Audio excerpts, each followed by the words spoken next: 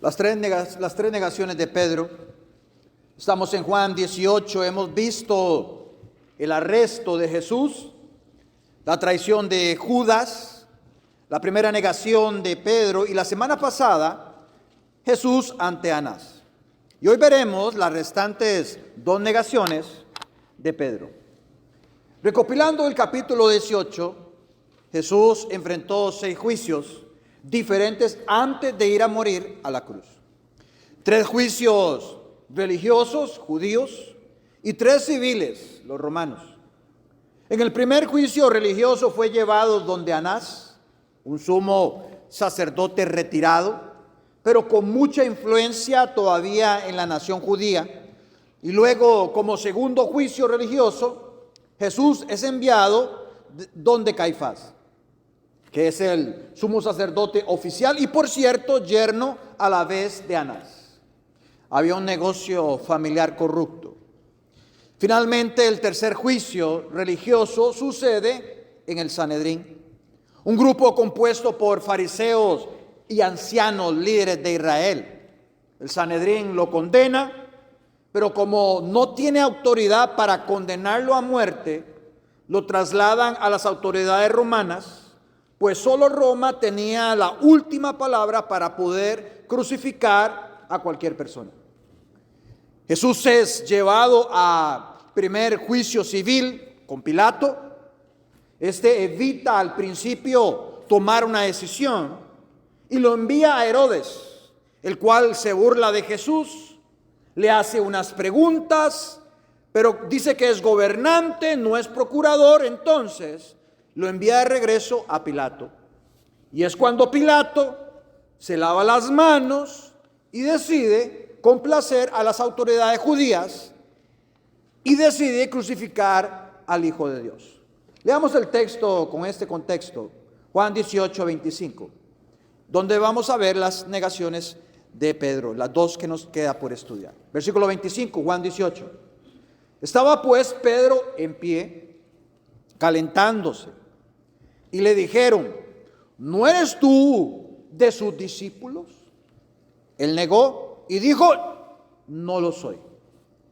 Uno de los siervos del sumo sacerdote, pariente de aquel a quien Pedro había cortado la oreja, le dijo: ¿no te vi yo en el huerto con él? Negó Pedro otra vez y enseguida cantó el gallo. Vamos a orar.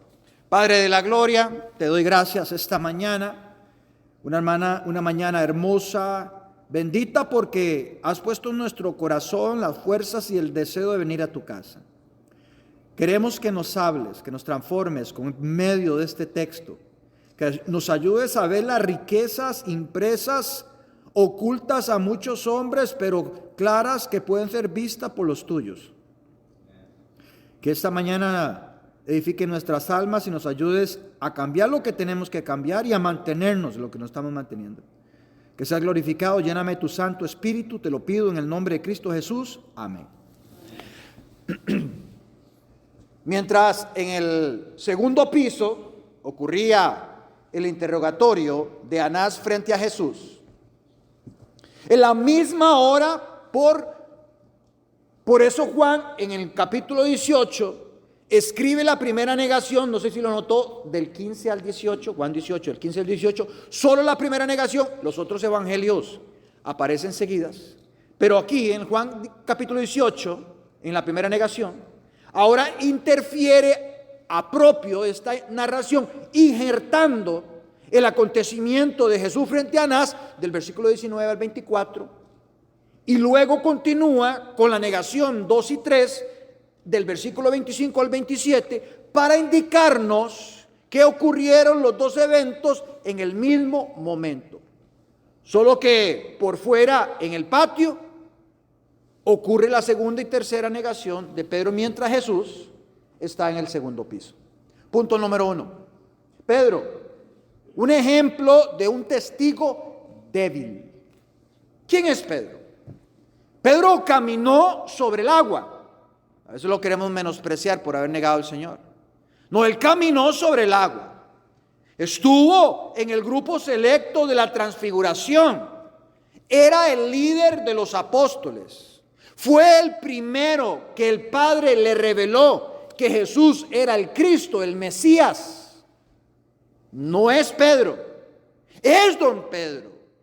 No era cualquier persona. Versículo 25. Estaba pues Pedro en pie, calentándose, y le dijeron: ¿no eres tú de sus discípulos? Él negó y dijo: no lo soy. Se repite la misma pregunta anterior, la primera negación, que la encontramos en el versículo 17, y Pedro contesta igual: no lo soy. Juan narra las negaciones de Pedro. Por otro lado, Jesús abiertamente y no en secreto, como los falsos maestros, como los falsos cristianos, por cierto, hablan en público. Dice Juan 18:20: yo públicamente he hablado al mundo. Siempre he enseñado en la sinagoga, en el templo, donde se reúnen todos. Nada he hablado en oculto. Eso hace un verdadero pastor, un verdadero hombre de Dios, igual un verdadero cristiano, habla en público. No filtra las mentiras, escondido. Es claro que todos los salvos, comenzando del ejemplo del maestro, todos los salvos son testigos de Cristo, pues reciben un poder que los capacita a actuar como tal. Dice Hechos 1:8: pero recibiréis poder. Ese poder que tuvimos en la mañana, el deseo de buscar la comunión con Dios. Es un poder, es algo que un impío no lo siente, pues está muerto. Nada nos detiene. Dice Hechos 1:8: pero recibiréis poder, paréntesis, solo los salvos, cuando haya venido sobre vosotros el Espíritu Santo, o sea, la conversión. Me seréis testigos en Jerusalén, en toda Judea, en Samaria y hasta lo último en la tierra Ralí, o la ciudad donde usted vive. Los creyentes reciben un poder especial para testificar. Toda la preparación y el entrenamiento y la experiencia que puedan tener son inútiles sin el poder apropiado. Por ejemplo, una persona con pasión, sin doctrina, es un peligro para los que los rodean. Pero más triste es un hombre con sana doctrina, pero sin fuego, sin el poder de Dios en sus palabras. Dice el Salmo 104:4: el Señor, el que hace a los vientos sus mensajeros y a las flamas de fuego sus ministros. Es decir, Él hace sus mensajeros o ángeles, los vientos o espíritus, y sus ministros llamas de fuego. Ese versículo describe la forma que Dios dota. Él capacita a las personas que Él usa para anunciar su presencia y para hacer su voluntad. No debemos pensar que solo los elocuentes o valientes pueden testificar. Los apóstoles, al igual que todos los creyentes de todas las épocas y de todas las naciones, saben que el Espíritu Santo es la fuente de poder. Es el que hace todo.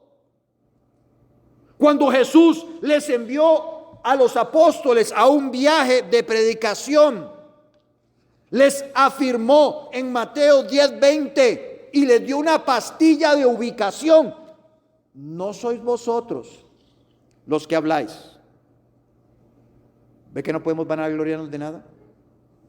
No sois vosotros los que habláis, sino el Espíritu de vuestro Padre que habla en vosotros. Entonces, ¿por qué tienes miedo? No eres tú el que habla. Él lo hace todo. Hechos 1:8: pero recibiréis poder. ¿Quiénes? Los impíos reciben poder. Los salvos reciben ese poder, el Espíritu Santo, y me seréis testigos. No es opcional. No es opcional, es una obligación. Vas a ser testigo. Y Jesucristo prometió a los apóstoles y a todos los creyentes. ¿Hay creyentes aquí? Ok, sí, ahí vamos. Jesús prometió a los apóstoles y a todos los creyentes que están esta mañana aquí sentados, que recibirían el poder para ser testigos. Y observe el proceso de Hechos 1:8. Primero, reciben el Espíritu Santo. No lo pueden comprar, se da de regalo. Se recibe el Espíritu Santo. 2, Dios le dio poder y ahora actúan como testigos extraordinarios. Ponga mucha atención. Nosotros a menudo tratamos de invertir el orden de este pasaje. Testificamos dependiendo de nuestro poder,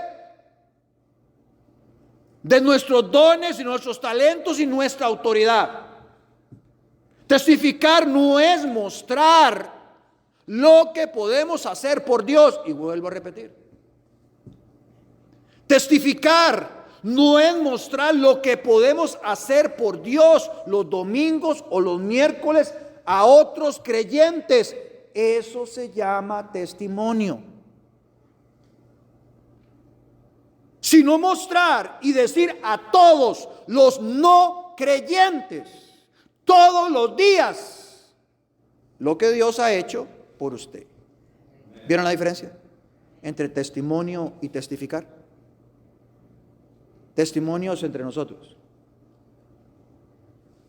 Testificar es a los no impíos todos los días.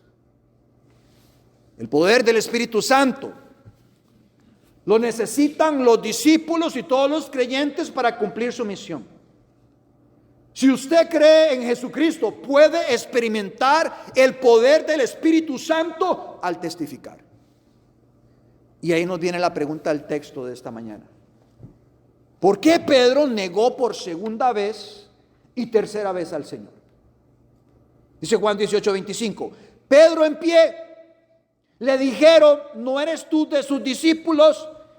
Aún gente impía lo reconocía, que él estaba con el maestro. Hay gente que lo puede reconocer a usted sin abrir la boca, con solo verlo vestir. Por eso es importante cómo uno viste, porque lo veían. Él no había abierto la boca, su ropa, su pelo le enseñaba si era cristiano o no, sin abrir la boca. Muestra de quién usted pertenece. Juan 18:25. Pedro en pie le dijeron: ¿no eres tú de sus discípulos? No lo soy. El miedo lleva a Pedro a ocultar su verdadera identidad. El evangelista Juan vuelve a Pedro en el patio del sumo sacerdote, donde el apóstol sigue de pie ante el fuego. Y hemos aclarado quiénes son los que le hacen la pregunta a Pedro. Escuchamos de una criada. Es Marcos, la llamada, la que hace la pregunta en Marcos 14:69, la describe. Y la criada comenzó a decir: este de ellos. Sin abrir la boca, solo verle la ropa, verle el pelo, se dio cuenta que este es diferente. No es igual al mundo, no sigue las modas, sino que él refleja a quién pertenece. Y la criada comenzó a decir: este es de ellos. En Lucas 22:58 se describe el que hace la segunda pregunta y tercera. Otra persona, pero en su lenguaje, en su idioma, nos está diciendo que es una voz masculina. En los sinópticos, en los evangelios sinópticos, que es Mateo, Marcos y Lucas, nos da un amplio opciones, un abanico de opciones. Vea cómo los describe. Entonces, ¿quién fue el que hizo las preguntas? Marcos 14:70, pero él negó otra vez, y poco después los que estaban allí, ya metió en plural, que estaban allí, dijeron otra vez a Pedro: verdaderamente tú eres de ellos, porque eres Galileo y tu manera de hablar es semejante a la de ellos. ¿Ve que es importante también cómo uno habla? ¿Cómo responde al jefe, a la familia? Mateo 26, 73 dice que acercándose hay otro grupo ahí, pero no me dice quiénes son, que por allí estaban. Y ahora viene Lucas y nos habla de un otro. Lucas 22, 59. Como una hora después, otro, no sabemos, afirmaba, este estaba con él. Pero nuestro evangelista, Juan, es específico, fue el último de los evangelios que se escribió, tiene los 3 primeros leídos, listos, preparados, y él toma y da toda la información que hace falta. Nuestro evangelista Juan es específico, fue un pariente de Malco, pone el nombre quien Pedro había cortado la oreja, quien identificó a Pedro como compañero de Jesús en el huerto. Dice Juan 18, 26 que uno de los siervos del sumo sacerdote, ¿quién es? Pariente de aquel a quien Pedro había cortado la oreja, le dijo, ¿no te vi yo en el huerto con él? Esto condujo a su tercera y definitiva negación de Jesús, seguida del canto del gallo. Versículo 27, Juan 18, 27. Y Pedro otra vez, y enseguida, negó Pedro otra vez, disculpe, y enseguida cantó el gallo. Nuevamente, negó Pedro otra vez, y enseguida cantó el gallo. No veo ningún escriba, no veo ninguna grabadora ahí. ¿Cómo se registró eso? No le atemoriza saber que las negaciones que usted haga quedan registradas. Donde quiera que las hagas, sea tu trabajo, tu hogar, las vergüenzas en el momento de testificar, las negaciones de tener un hogar en santidad y permitir la fornicación a otras personas, ¿no te da temor que eso te permita en tu tierra, en tu terreno, en tu casa? El negar a Cristo cuando te preguntan que eres cristiano, ¿no te da vergüenza o miedo? ¿No te atemoriza que las negaciones quedan registradas, que no tuvimos el valor para pararnos? La tercera confrontación intensifica el drama. Por tercera y última vez, Pedro niega a su Señor. Y el sonido del gallo aparece. Nos recuerda la profecía de Jesús la noche anterior, pocas horas antes. Cuando le dice en Juan 13:38, de cierto te digo que no cantará el gallo sin que me hayan negado 3 veces. Aunque Pedro obviamente amaba a Jesús, lo sabemos, esa es la clave. Por eso el maestro cuando lo restaura le dice, ¿me amas? Me ama. Esa es la clave de la restauración. No son cursos de consejería bíblica, ocupamos 20 sesiones. No, la única pregunta que el Señor utilizó para restaurar a Pedro fue, ¿me amas? Solo eso. Eso es lo único que necesitas. Si no lo amas, nunca vas a ser restaurado. Podrás tener 1000 sesiones de consejería, de lo que sea, que si no amas al Señor, no vas a avanzar. Aunque Pedro obviamente amaba a Jesús, no estaba preparado para la intensidad de esta batalla espiritual. Y así como en el boxeo, no todas las peleas terminan en el primer round. Gracias a Dios. Que en la primera caída no nos quedamos muertos, ¿cierto? Gracias a Dios. Este momento no iba a resolver el destino final de Pedro. La escena que hemos aprendido, no solo hoy en estos versículos que se les he explicado, sino todo el Juan 18, hemos aprendido en estas semanas tanto lo que pasó en el segundo piso como lo que pasó en el patio. Hace parecer que Jesús ha caído en una trampa, aunque atado como un prisionero y a punto de ser condenado a muerte. Él se levanta y sigue hablando con valentía. y brilla como esplendor en la más oscura de las noches. Pedro, sin embargo, es una historia diferente, porque es como la congregación. Aquí hay donde alguien puede estar en victoria, alguien puede estar en derrota con la misma situación. Pedro, sin embargo, es una historia muy, muy diferente. Bajo la amenaza de ser descubierto y de una posible muerte, se derrumba del miedo y cae en las tinieblas. Sin embargo, Jesús ha llamado a Pedro a la luz. Esa es la clave de las negaciones. Y esa llamada no será frustrada. El anhelo de Pedro de seguir a Jesús hasta la muerte, ¿se acuerdan? El Señor le dice en Juan 13:37, le dijo Pedro: Señor, ¿por qué no te puedo seguir ahora? Y vea cómo Él se manda. Mi vida pondré por ti. Yo haré todo. Si tengo que poner mi vida a responder, lo hago porque yo te amo con todo el corazón. Y Judas y Anás, por otra parte, muestran el peligro de una religión que no transforma el corazón.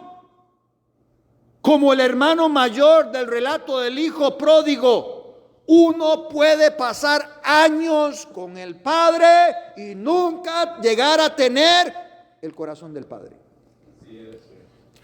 Es una realidad. Por eso que nadie le conozca ningún pecado como el hermano mayor del hijo pródigo, pero nunca tener el corazón del Padre, nunca un encuentro con el Padre. Solo me beneficio de las bendiciones que recibo, como el hermano mayor, pero nunca con el corazón del Padre. Judas nos enseña, que también está metido en la bolsa, que los privilegios mal utilizados paralizan la conciencia.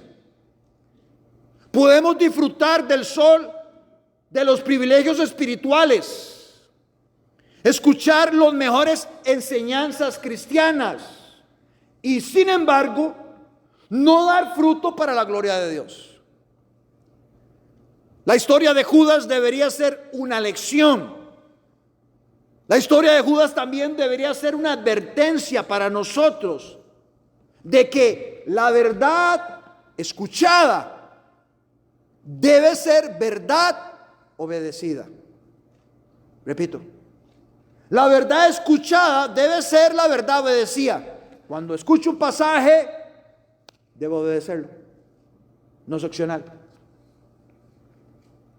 Anás, por otra parte, compromete la convicción, estuvo en la primera en juicio religioso, compromete la convicción religiosa por conveniencia política y especialmente económica y hasta familiar. Eso es un negocio, no hay que soltarlo. Por último, todos debemos preguntarnos ¿dónde está Dios mientras se desarrollan estos acontecimientos? Donde a su hijo le arrancan la barba, lo latigan, lo abofetean, lo escupen.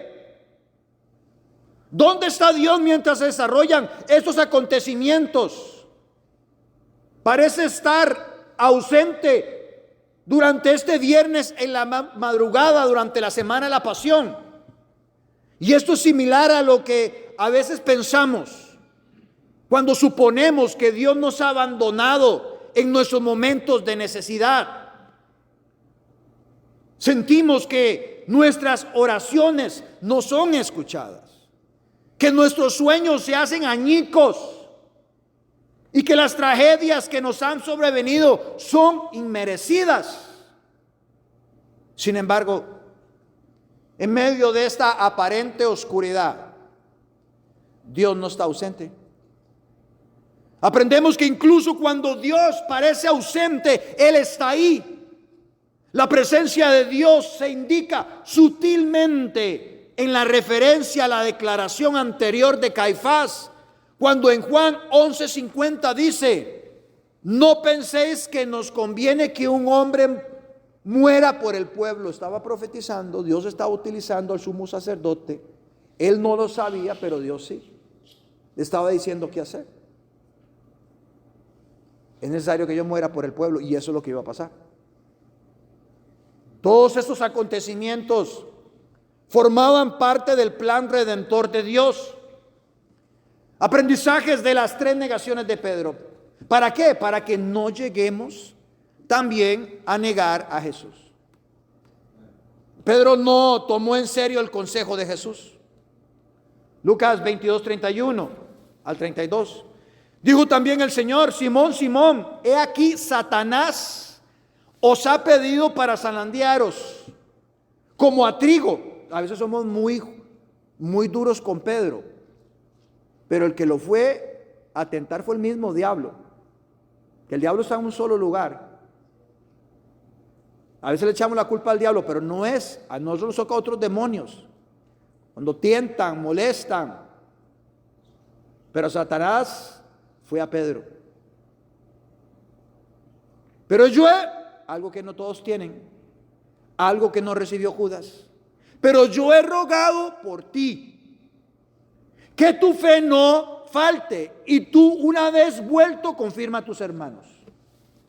Hermanos, la única forma que podamos soportar los ataques del mundo, sus persecuciones, sus burlas, sus calumnias que vienen por parte de los enemigos de Dios y sus aliados, como lo especificó Pablo en Efesios 6:12, porque no tenemos lucha contra carne y sangre, sino contra principados que tienen su ejército, y véalo ahí estructurado, bien formado, contra principados, contra potestades, contra los gobernadores de las tinieblas. Hay una estructura bien hecha para caer, formar malas doctrinas, malas enseñanzas y hacer caer a los cristianos.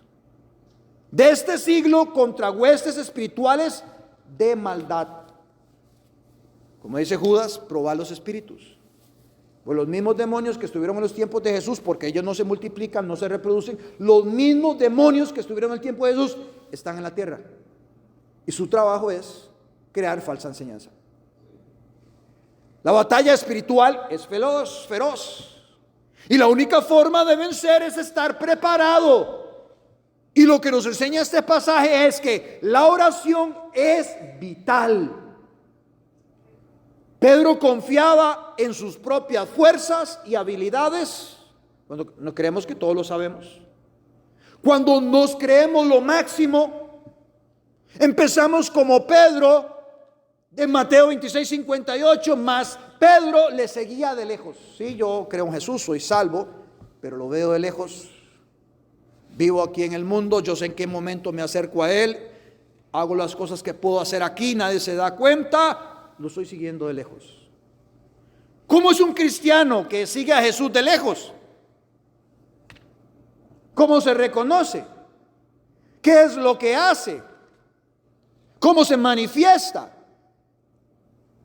Que su mente, su corazón y su mirada no están enfocadas en Jesús, pues lo ve de lejos.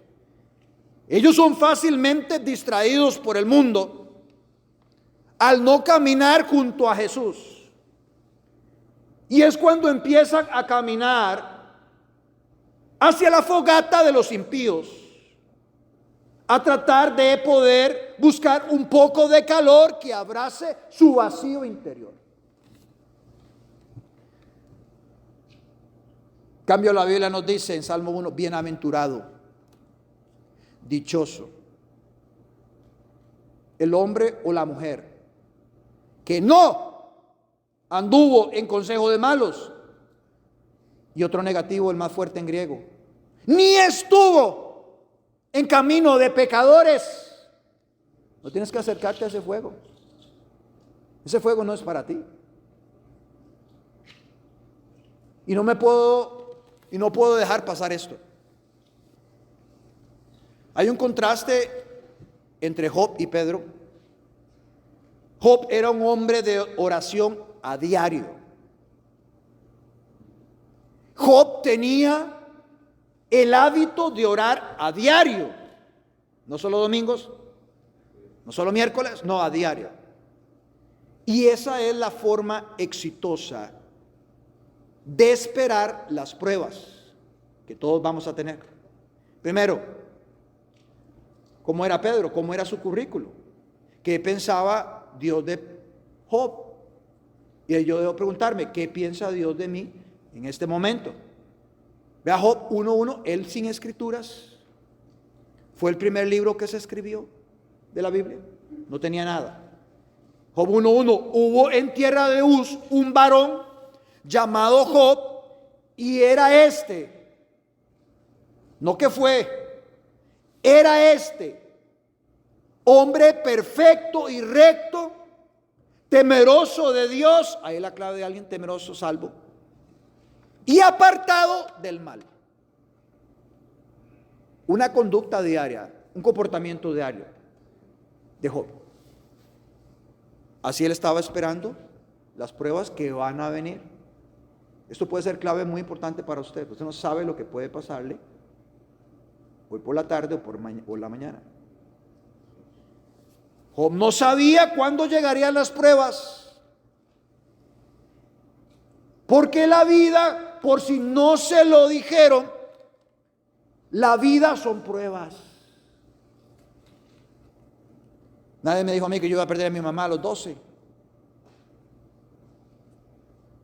y que tenía que educarme solo, pasar todo el colegio, la escuela, haciendo mi comida, a planchar mi ropa, hacer todo. No tenía que pedir el consejo, no sabía que eso venía a mi vida, como también usted puede tener muchas historias. Pero la muerte no toca la puerta, nada más llega. No sabes cuánto te va a durar papi y mami.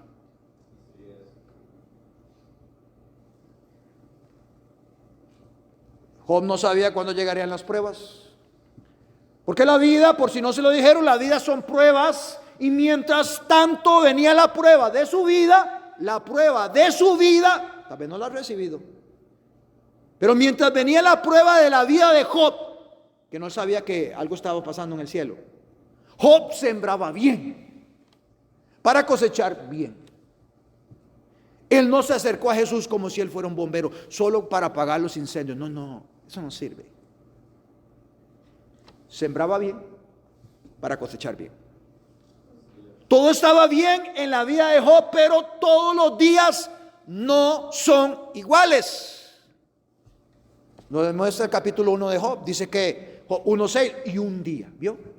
Ayer estaba muy bien todo, pero un día vinieron a presentarse delante de Jehová los hijos de Dios, entre los cuales vino también Satanás. A ese día fue diferente. Ahí no terminó la historia. Dice el versículo Job 1:13, un día aconteció, hay otro. Todo está bien hoy, pero mañana.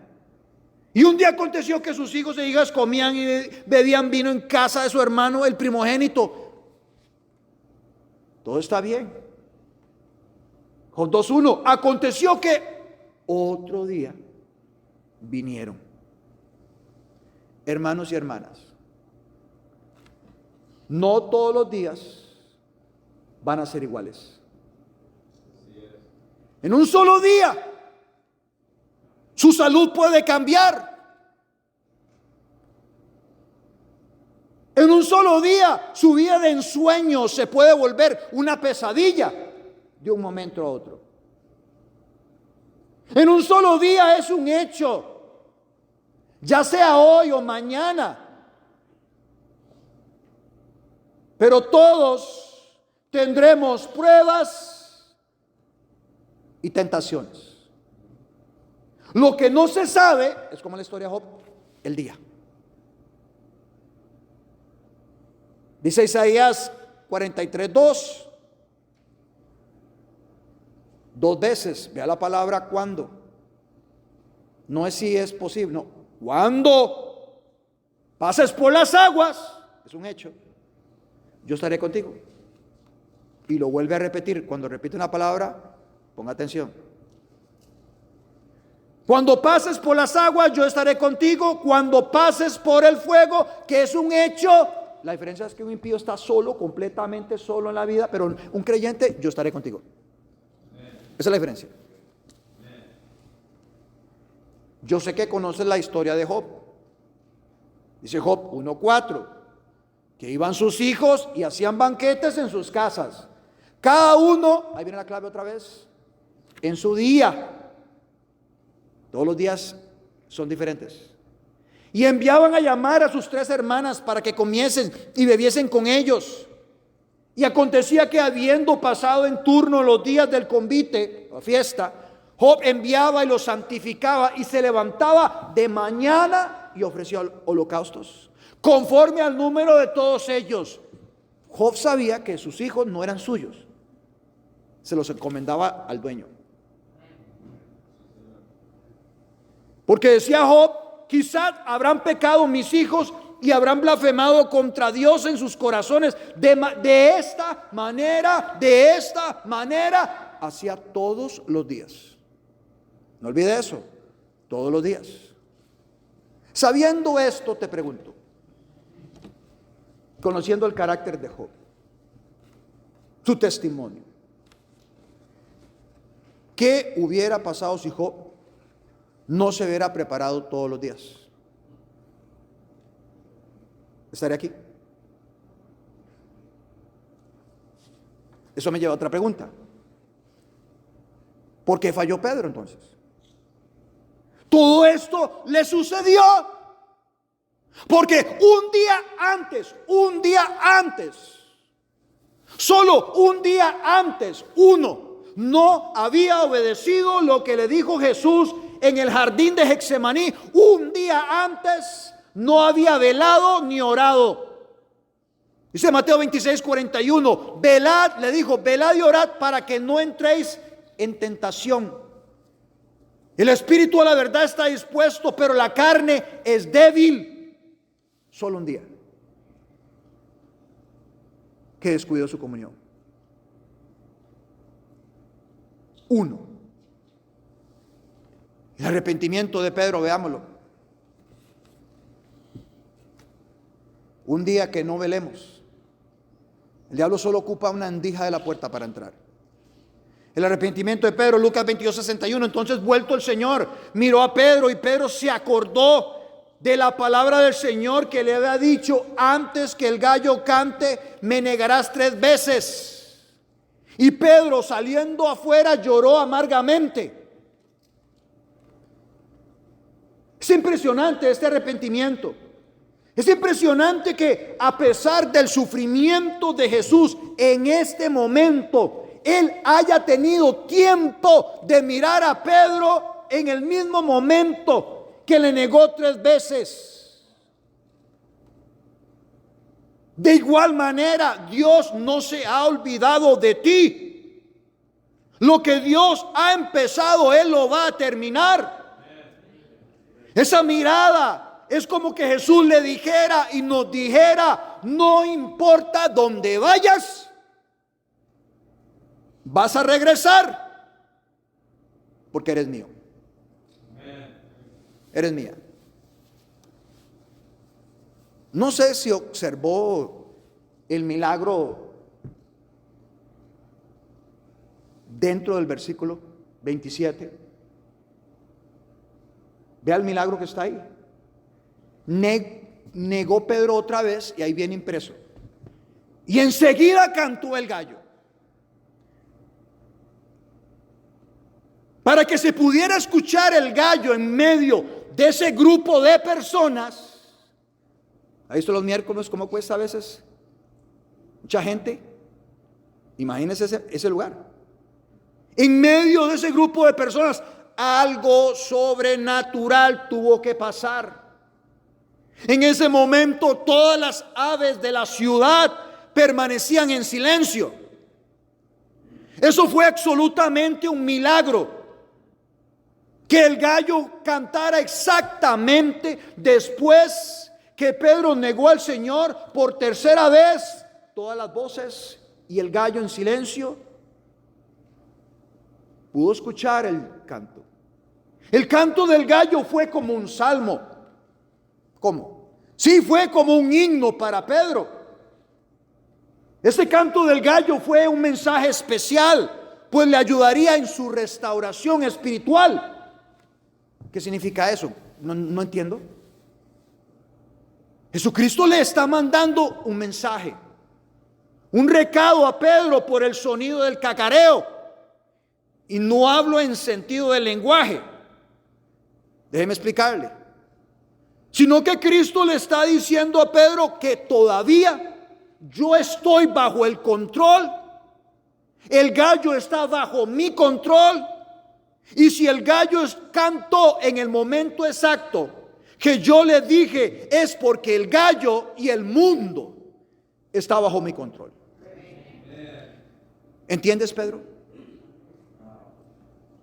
Las personas que me tienen arrestadas y la gente que me condenó están bajo mi control. Nada está fuera de mi control. Todo camina de acuerdo al plan trazado por el Padre. Y no importa el valle de muerte que estés pasando, Dios está al control de tu vida y nos dice esta mañana: confía en mí. Confía en mí.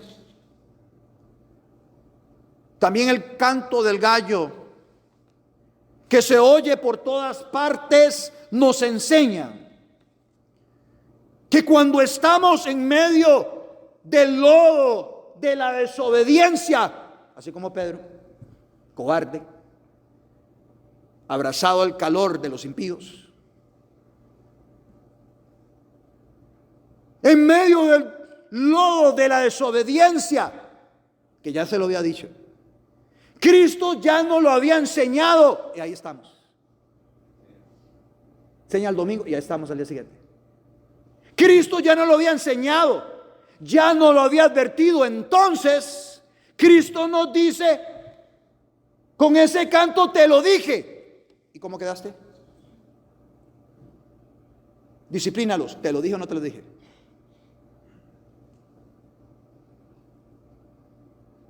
Te lo dije. ¿No te lo enseñé? ¿No lo escuchaste en la iglesia?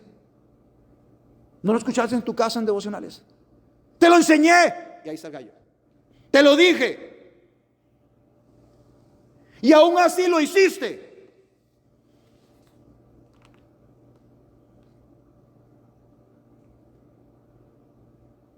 Pero tú me conoces.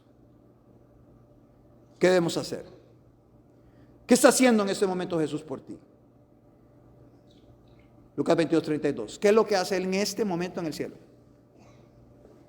Intercediendo por ti. Lucas 22:32. Pero yo he orado, otra versión, por ti, que tu fe no falte. Por cierto, el canto del gallo, repito, el canto del gallo no lo escuchó Judas, pero los Pedros sí lo escuchan y vuelven al maestro. Judas se equivocó y fue al lugar equivocado.